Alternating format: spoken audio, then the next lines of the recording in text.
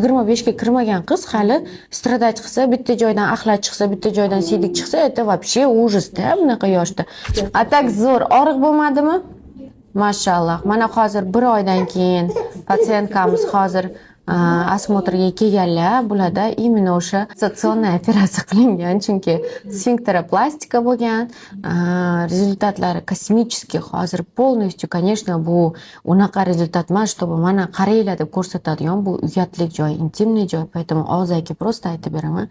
Sfinkter umuman bo'lmagan, полностью anus qon devorlari bilan bitta bo'lgan. Hozir mana chiroyli qilib ikkalasini orasida искусственно мы создали qon devorlarini отдельно, yo'q joydan kojani olib и сфинктер отдельно. Hozir mana сфинктер ham восстановленный, umuman до и после, как будто это не она. Вот hozir kelgan, umuman как будто это не ее случай, да, demoqchiman. O'zim uchun ham волнительно, потому что действительно сфинктеропластиканы это редкость qilinadi. Тем более в моей практике это тоже редкость, потому что гинекологlar bu operatsiyani qilmaydi. Получилось красиво, tabriklayman. O'zingiz самочувствие после операции o'zgardimi? В лучшую.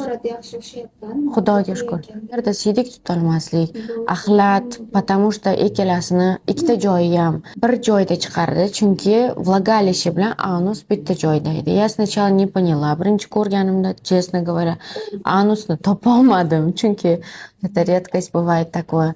Но hozirgi результатлari именно не потому, что красиво стало, а потому, что женщине комфортно стало жить с этим.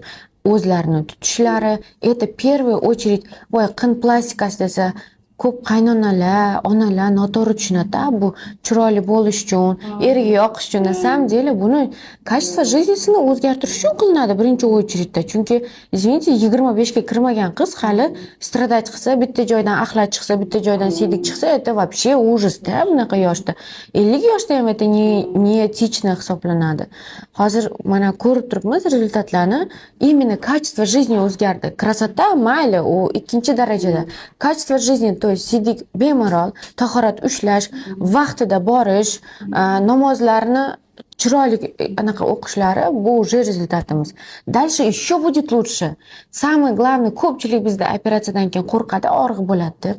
Вот честное слово, og'riq. Даже после операции og'riq bo'ldimi? Вот ikkinchi kunlar ayting. Birinchi kunlar чуть-чуть дискомфорт, а так вообще og'riq bo'lmaydi. Поэтому молодец.